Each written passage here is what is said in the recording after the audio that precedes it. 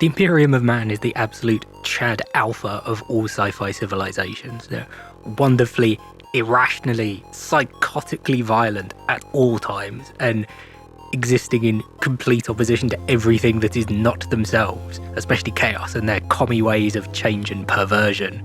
That's pretty much your one sentence description of what the Imperium is about. They are awesome and crazy, and there's a whole lot that's going on inside them. So we're going to take a look.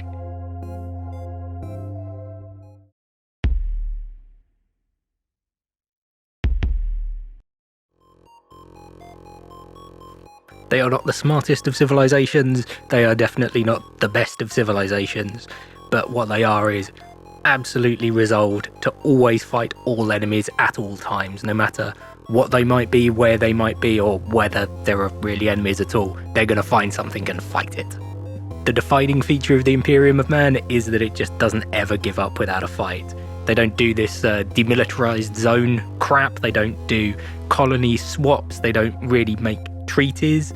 The only reason they make a treaty is so that they can get a good run up at you when they come with the whole of the Imperium's military. Everyone who's not the Imperium is a Xeno or a heretic or something worse, and we're gonna kill them all at some point when we get around to it. Why would you need other means to solve your problems when war solves everything? In a lot of ways, the Imperium are the flip side of the coin from chaos, and they're the driving force of the plot in the 40k universe. Obviously enough, they wrote it mostly about humans. There's other stuff, but the humans are what everything revolves around. They're set up as the opposite of chaos in lots of ways, though. The fact that they want dominion over the material world and ideally to keep out the warp as much as possible is, it sets them up in a nice conflict against what is the naturally occurring enemy that is chaos, and that's their purpose, is to overcome chaos. Even right from the get-go, the fact that they're called the Imperium of Man gives you a pretty clear idea about what they're about. There are other humans in the 40k universe, but the Imperium of Man says, nope, we are all of humanity, and you can get on board or you can get in front of my flamer. Alright, so what is the Imperium? It's lots of things all at once, honestly. It's a huge mishmash setting that was not well thought through when it was first being developed. Lots of stuff's been added on.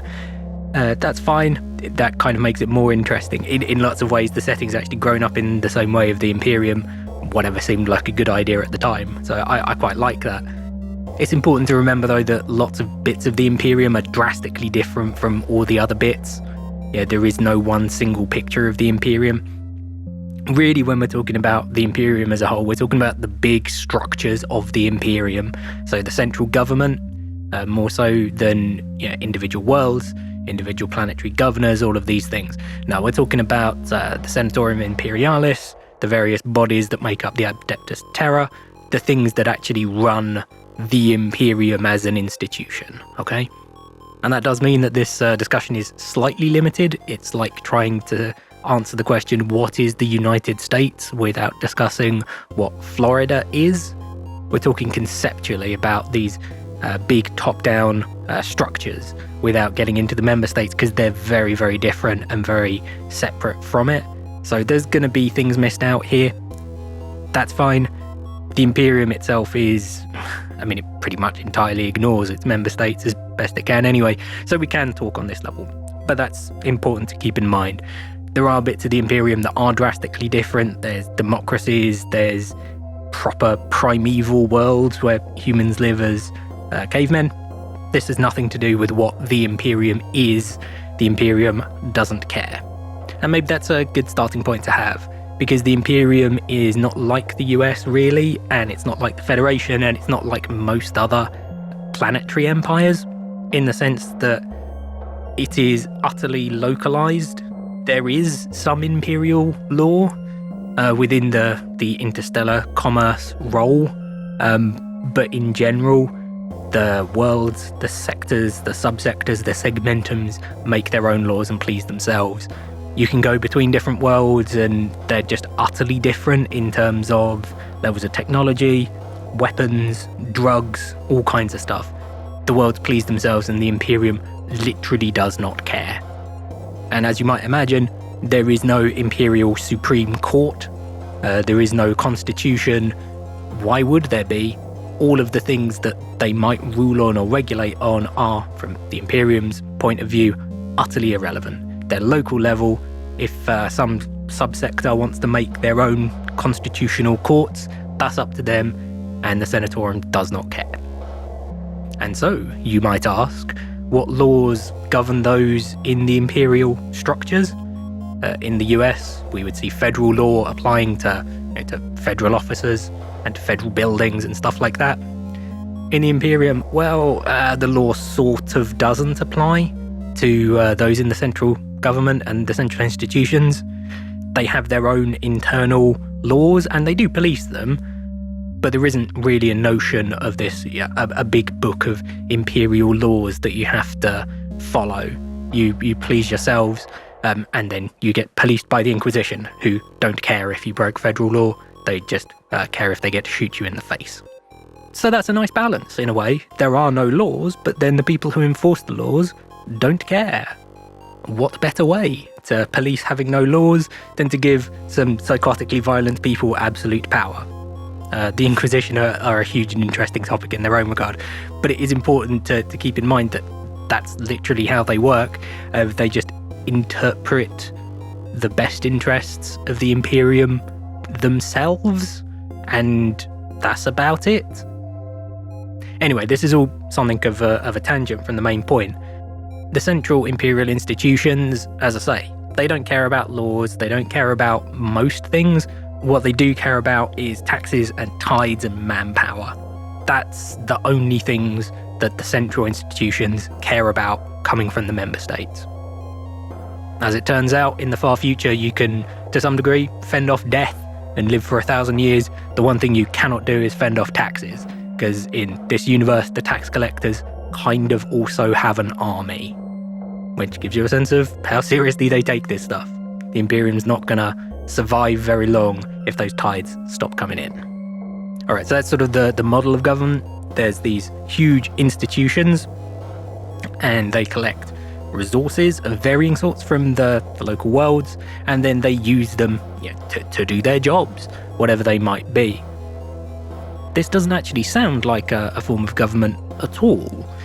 And in a sense, it's not. These bodies of the Imperium are executive departments, cabinet-style departments that you might see in a normal government. But they're all executive. None of these are elective. None of these are legislative or judicial. These are purely executive bodies, and each one of them has executive authority in a specific area.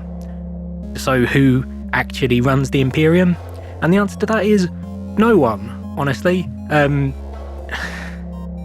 Originally, the Imperium was run by the Emperor, who is the biggest Alpha Chad in the biggest Alpha Chad empire. He is awesome. He is also a separate thing that we will get into at a later date.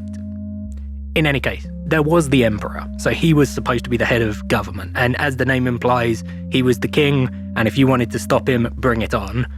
He was not in any way elected, and in fact had utter disdain for the people that he ruled. That's not important either. So there was the Emperor, who obviously had absolute power, as you might imagine. Everyone who comes under him in imperial governance rules on the basis of power given by the Emperor. So in much the same way that a king might have a head of tax collectors or a royal mint or whatever, and for matters of tax collection, that guy has the authority of the king. Same way in the Imperium, except the Imperium is really, really massive. But the Emperor expected that all of these things would always have him to kick him around and tell him what to do, and that did not end up happening. Spoiler warning, there was a huge war against Chaos, which the Imperium won just. Again, a separate topic. Suffice to say, the Emperor is technically still around, so his title never got inherited by anyone else, but he is also crippled, immobile, and cannot communicate, so he just sort of sits there, and everyone else just follows whatever their institution was told to do up until that point, that the Imperium became leaderless. They've been given their mandate, and it's now 10,000 years later, nothing's changed, and they've just interpreted things as best they can since then. If you stop and think for a second about whatever, the Department of Homeland Security in our own universe, right? Who are a pretty sinister and shadowy organisation. Imagine if they were created by a president and then there was never another president, so no one can stop them existing, no one can tell them what to do, and all they have is a piece of paper that says, defend the homeland, here is your budget.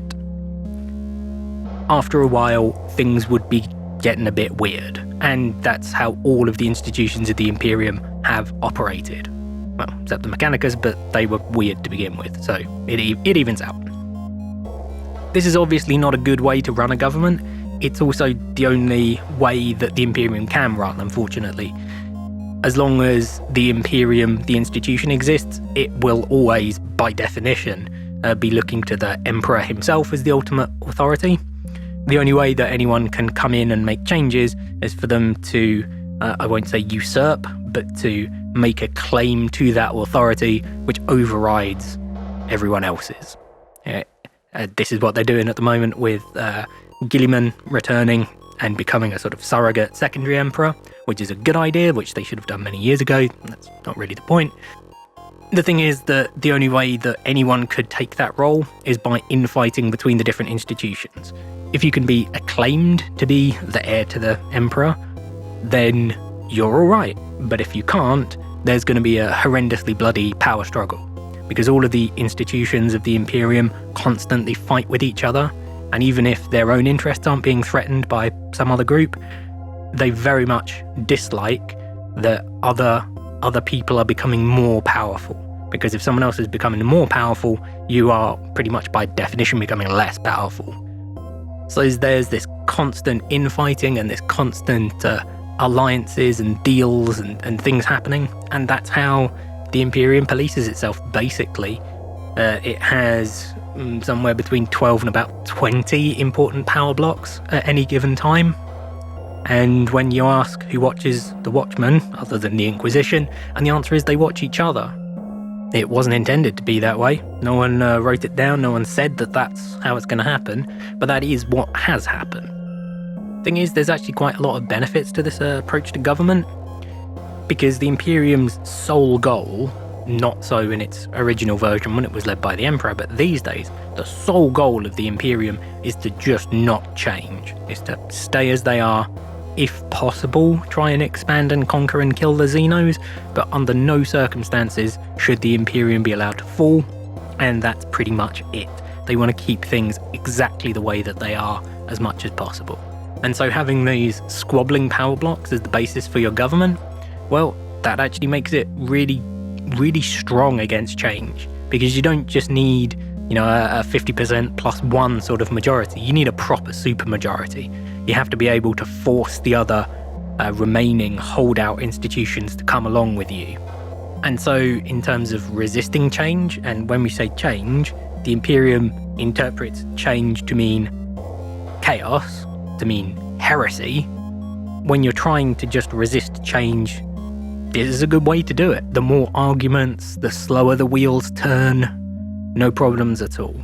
That's a good thing as far as the Imperium's concerned. Even if no one's actually written it down and thought about it, this is a good way to make sure that they're not being corrupted. To put this into more modern terms, the Imperium fundamentally believes that while change may be inevitable to some degree, it should never be made just for its own sake. And that the argument that, maybe this would be better, is not good enough. They want to sit on something for, as it may be, a couple of 100 years and see if it's actually a good idea or not. They are utterly opposed to the idea of taking risks with making changes happen. They see that this would be an invitation to the ruinous powers. Every change must be not even necessarily considered, but it must be acceptable to just about everyone in the government, not the plebs, they're not important, but everyone in the government must be okay with it. And if it's okay to literally everyone, including the Inquisition and the Ministorum, it's probably not heresy. It might be, but it's probably not. And this obviously makes the Imperium utterly stagnant. Change does not happen at all. In more recent canon it does, but in general the Imperium has just been stuck doing its thing for 10,000 years, which is an impossibly huge span of time. In sci-fi terms, maybe that doesn't sound like a big deal, but in human terms, that's a vast amount of time. But they have also successfully resisted chaos for all of this time, and they've done so while having no real guiding force or philosophy for their society at all, which is quite impressive when you think about it.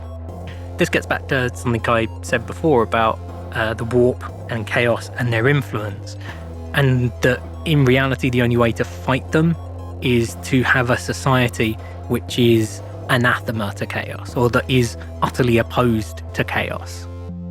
And a good way to do that is to have a society that utterly opposes change, because chaos can't do anything if no change can happen, right? And not just in the old cinches about change. No. The only way that the warp can tempt you is to say, oh, maybe things could be different. But if your whole society is completely opposed to the notion that things could be different, then there's not a lot that they can do. They can whisper all they like, but it's not going to happen. And this watching the Watchmen thing, where the individual bodies all watch each other at all times, isn't just on Terra. This is replicated across the whole Imperium, right? So in every planet, there's a separate deputation from, say, the Ministorum or the Mechanicus or whoever, and then there's a subsector-wide body of the same people that is completely separate to the civilian governments, who utterly pleases themselves, and the subsector cardinal polices the individual priests underneath him. And then there's a sector one and a segmentum one, and on and on and on. And at each level, everyone is policing both ways. The only way to climb the greasy pole in the Imperium is to be seen by your contemporaries to be doing the right thing, and the right thing meaning effectively opposing change and chaos at every turn. And so your underlings always have a huge incentive to try and knock you off and take your post and say that you're a heretic. Equally, the people above you know that you're looking up at them and trying to find ways to get their post too. And so all the way to the bottom of these imperial institutions, the people at the bottom are mixing with the general imperial citizenry and with the armed forces and in all kinds of places. And all of them are desperately clinging to the idea of, if I do my job really well with great zeal, then I'm going to move up. Then yeah, you have a constant checking, perhaps not in a panopticon way. People aren't being monitored, but there's a huge constant social pressure to continue with the Imperium's values, and that anything that's even a little bit dodgy, you've got to keep utterly secret. Again, this is quite effective at stopping change happening, really at any level, on a planetary level, on a segmentum level, on a whole Imperium level. It's really quite effective. That doesn't make it a good thing. The Imperium is completely stagnant. There's no way around that. But they are effective at achieving their end goal of keeping the ravening hordes of chaos away. And as I said when we were talking about chaos, the results of chaos winning are so utterly dreadful that it doesn't really matter that the Imperium becomes dystopian and terrible in its own right, because chaos is worse. And if this is the only way that they've got to keep the demons out of your bedchamber, then, well, maybe it's not such a bad idea. And to be completely fair, a lot of the Imperium's not actually that bad as long as you stick to the Imperial Creed. So while in modern terms, the goals of the Imperium are they're not ones that we can necessarily understand, because we don't live in a world where there are literally ravening hordes of demons. But they do, and they're doing whatever they can to try and overcome that.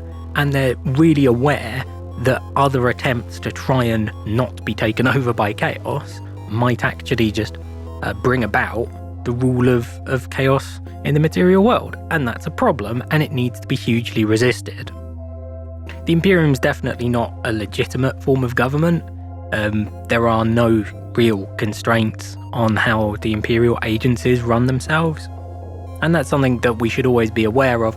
Even the bits of the Imperium that look like they wouldn't be too terrible of a place to live, you should keep in mind that there's about 10 people within a mile of your house who have an absolute right to just kill you if they think that you're a heretic. That's not great. We don't like that. That is something that would need to be reconsidered. However, this comes down to the fact that the Imperium is a feudal-ish society, and it's based around absolute power being handed down, if not through patronage, but at least through, well, patronage originally. These days, not so much, it's oligarchical, but in the first instance, the power emanated from the Emperor, and no one has stuck their head up and said actually they shouldn't. And, to be fair, this style of government is quite good at, again, retaining stability. And they see that things like democracy and constraints and legitimacy would make a less stable form of government. And when we're looking across a body as wide as the Imperium, and one that has the transport and communication problems that the Imperium does, there is no easy, faster-than-light communication. There is no real way to just step from star to star. You have to go, if not the long way round, but you still have to go through the warp. Journeys are dangerous and long. There's problems here. So having local lords who rule with a fist of iron, well, you kind of need that sometimes. There are legitimate dangers everywhere in the Imperium all the time. And while the Iron Fist is not to be welcomed, the reality is the only things you have to fight off those forces of chaos and Xenos and well, whatever, the only things you've got to fight them off are the things that you, as a whatever it may be, a Lord Militant, a planetary governor, the only resources you've got are the ones you've got to hand. And you have to stand up and start fighting yourself. It's not enough to just send a distress call and hope that the Space Marines will come to your rescue, because they won't. And even if they did, they're probably going to show up after your world's already conquered. What you can't have in that context is a civilian government that starts to argue, oh, maybe we could negotiate with these aliens, they seem like reasonable people. We can't run a society on those basis, because even as a planet, even as a series of planets in a single solar system, we know that there are things so much worse and so much more powerful that can arrive on a moment's notice. And so this isn't like, the classic alien landing on the White House lawn in a flying saucer and one alien gets out to talk to the president. That is not how the threats are arriving. They're arriving in huge fleets, or they're arriving through warp rifts and with chaos cultists and demons and stuff. And so decision-making becomes what it is. It becomes what it's always been. And if we think back, the aristocratic form of government means that the Lord has a castle and a small standing army, and that he commands the forces and the people around that. As the ruler, he provides the protection. And the Imperium really does run on that form of government, where we've gone back to just the castle on the hill model for how things should run, because the galaxy is a huge and incredibly dangerous place, and sometimes we don't even see stuff coming. So every planet has its own castle and its own hill and its own lord, and no matter how distasteful it might be to say that democracy can't really operate that form of government, I think that in reality that's true. even in the places in the Imperium where we do see democracy of varying forms, it's not a modern democracy. We see things like the democracies in Ultramar, but where the Space Marines run it, and they can please themselves. They're totally independent. No one can command them. So they are lords. They are knights in armor, always ready to stand to defense of the Imperium and its citizenry. I think the best way to conceive of this is, it's very Roman. The whole Imperium is really Roman, not just in its iconography, but in terms of everything. And its method of government is built around Roman lines if you assume that things are always a time of war, right? So in time of war, during the Roman Republic, they could elect a dictator. That's where we get the word from. And he ruled as an absolute ruler in the manner of a king to defend Rome and its citizens. And the Imperium's always at war, and while it doesn't quite have a dictator, but it has lots of mini dictators over lots of specific parts of the Imperium's workings. And then like later Rome, where each province had a governor, and the governor was military but also civilian, and within their own province what they said went, because out in the provinces there was no chance that help was going to come from Rome, and if the Visigoths arrived, you were just going to have to fight them off. This is why it's weird to me that people think that the Imperium is a fascist form of government, because it's 100% not. Fascism is, it's got socialist underpinnings, which the Imperium super does not. It has no interest in even claiming to be ruling for the people. But even beyond that, fascism couldn't tolerate institutions like the Space Marines and the Inquisition being totally unaccountable to anyone. In a fascist setting, we would expect to see the SS in that context and the Gestapo, and they would answer to the dictator eventually, perhaps not directly, but eventually. They would have their own private forces to persecute enemies and create orthodoxy and so forth. Within the Imperium, though, that's just not the case. The Inquisition goes where it wants and does what it wants, and they are literally unaccountable. That's the point of them. And a fascist government simply couldn't tolerate that. The Inquisition would have to be controlled, because the Inquisition can come after the High Lords, it can come after literally anyone. Same deal for the Space Marines. Space Marines are obliged by pacts and alliances to come and do things sometimes, but in the end they can just tell you no, and there's nothing you can do about them. What, are you gonna come fight them? No, of course you're not. And again, you couldn't have that in a fascist government. And in fact, the Space Marines' independence has been important on various occasions. War of the Beast and the Beheading, and Sebastian Thaw, Reign of Blood, all of these things where eventually the Space Marines pitch in with one faction of a not quite civil warring Imperium.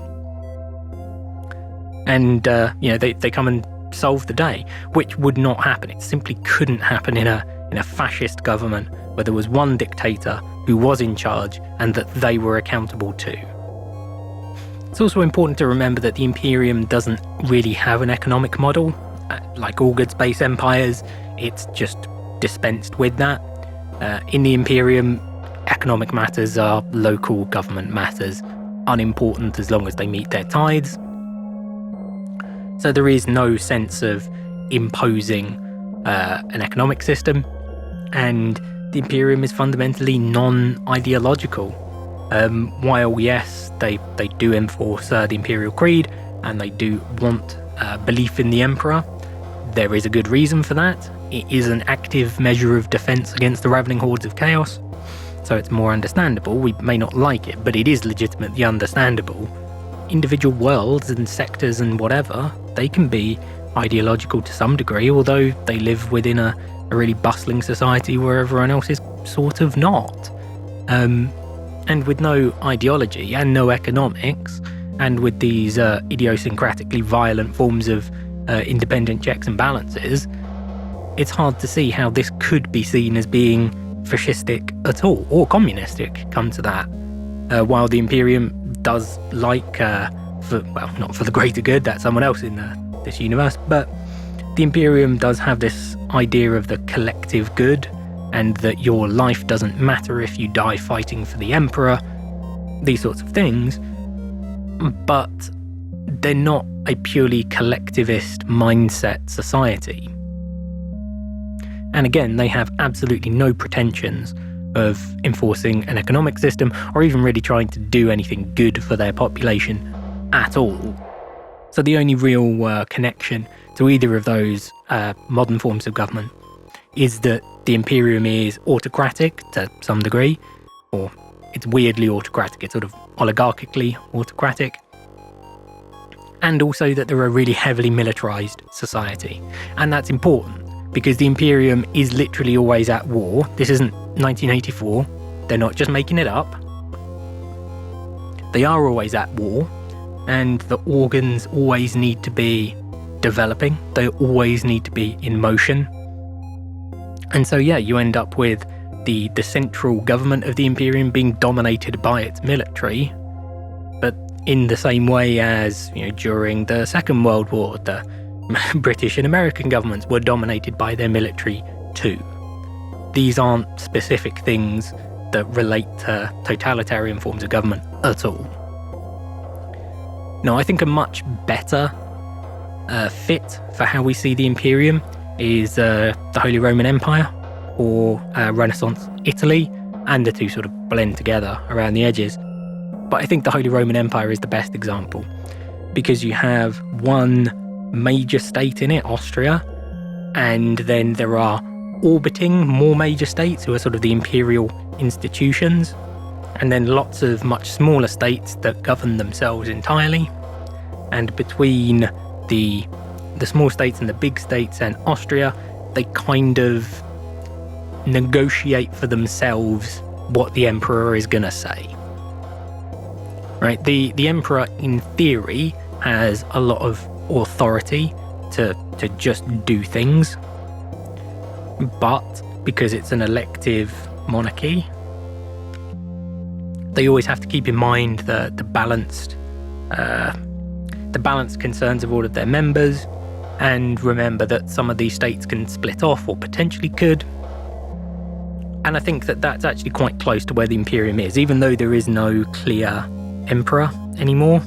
There is no clear Austria, really. But even taking that out of the equation, looking at the Guard, the Navy, the Mechanicus, major forces in Imperial government, and they're all squabbling together, and eventually someone who is probably not them will announce this is the policy of the Imperium, once we've all agreed it. Now, obviously, that doesn't make it democratic, because it's only the oligarchs of the Imperium who've been involved in these decisions, but it's not a dictatorship in a meaningful sense. So as I've touched on quite a few times, the core values of the Imperium are utterly conservative. They are to simply preserve what we've already got. And that sometimes means conquering the world in self-defense. They like a crusade here and there. They don't just defend their borders, but fundamentally they want to keep the status and the power of the Imperium just exactly where it is, and everything else is squabbling around the edges. Now, they have a good reason for that, and in a modern context, we'd probably say they've gone too far, because we do like some technological development and all kinds of stuff. But when we understand that the Imperium honestly believes that they do need to be the way they are, and within the setting, it seems likely that they're actually correct, that there is no other way that the Imperium could easily be that would be a better form of government that would also resist chaos. Because many more enlightened civilizations have collapsed under chaos, and they know that. The Imperium have met the Eldar, they found the ruins of very many alien civilizations that no longer exist. They've met human societies that were cut off and that became enveloped by chaos. And when they look at these societies, what they see is there was an insufficient lack of societal control, especially amongst the Eldar, who are perverts who created Slanesh. And that's no good. The Imperium can't be doing that. And while the Imperium's obviously gone too far, one of the reasons why it sort of resonates with us as a potential form of government, even if not one that we would like to live in, the idea of this squabbling court of nobles is always kind of quite fun. And the fact that everyone is squabbling over who can be the most psychotically committed to imperial values makes it attractively loopy. It feels quite British Empire in its own way. It's very aristocratic, but everyone is obsessed with glory and influence and showing up their ancestral enemies, and it feels quite Age of Discovery, Age of High Adventure. Everyone, even those who aren't in the military, are super keen to get out there and show what they can do. So it's quite fun in that regard. It's weird to think that actually the whole of the Imperium's government relies on the good nature of the people inside it, of them honestly trying to uphold the imperial values. And that's something that we probably wouldn't accept in a modern government, right? We would be trying to make governments that don't require people to be good people in order to be good forms of government. But the thing about the Imperium is that the enemies are not illusory. They are real and out there, and everyone knows it. And much like in that high British Empire era, there was very little question that everyone was genuinely committed to the idea of Britannia ruling the waves. Even those who were opponents of whatever policy, they were not to be questioned. They were still presumed to be on Britain's side, just having a different opinion. This was when there was an era of duty and of being educated from a young age that one had to do one's duty. And I think that that's something that we see in the Imperium as well, and not just in the aristocratic classes. While education across the Imperium is not great, everyone knows that they have a duty to the Emperor, full stop. And that duty is effectively contribute to keeping things exactly as they are. It's never stated like that, but that's what it actually is. And while obviously there are plenty of people who don't stick to the rules, but the way that they think and the way that things are framed is within that boundary. Even the people that become smugglers and criminals and what have you, they're sticking within the boundaries of what we would normally expect from a society. We would never expect that we could completely wipe out criminality. And the Imperium's super good. Like, they could go full dystopian nightmare in an effort to stop crime, but they don't, and they don't do that because it's an outlet for a certain kind of person who was very unlikely to do anything positive, and it means you don't have to just kill them. There's always this sort of undercurrent of black marketeering and low-level, non-chaotic crime that we find in society, and since that exists, well, we're trying to keep that where it is as well. It only becomes a problem when black marketeers become connected to chaos-worshipping cults. Hardened criminals are often not into that, and they're specifically not into that because they know that getting in bed with the Xenos or the Chaos is going to bring the kind of scrutiny that will see their whole world tumbling down. So we can see that this is an Imperium with really, really strong values, and as I say, an absolute determination to fight to the death every single time. The Imperium simply does not give up without a fight, ever. And how could they? Because, well, losing is so very bad. And even if it wasn't, even if losing was not so terrible, the constant pressure to always, at every level, be living up to that imperial value of pure conservatism, of keeping what we've got, always takes precedence. And even seen through the eyes of the individual citizen, if you are living in the town around the foot of a castle, and the Vikings appear to come and raid your town, well, no one's going to come and help you. And maybe putting your hands up and just letting the Vikings take everything, maybe they won't kill you all, and maybe they won't, but are you going to take that chance? No, of course you're not. And that's what the Imperium looks like. In this regard, you can almost see the fact that it's almost just lifted from the original Warhammer Fantasy setting and put into space, because these values are everywhere. The Imperium is not a society that's going places. I mean, we shall see within the canon moving forward, but the Imperial society isn't really supposed to go anywhere. At least it's simply supposed to still be there for when the next leader shows up. And in that regard, they've achieved it. And in doing so, they've put aside airy-fairy notions about trying to make this place work well, because there seems to be no evidence that that could happen anyway, so why bother trying? And instead they just focus around purely wielding power in the ultimate good of the Imperium.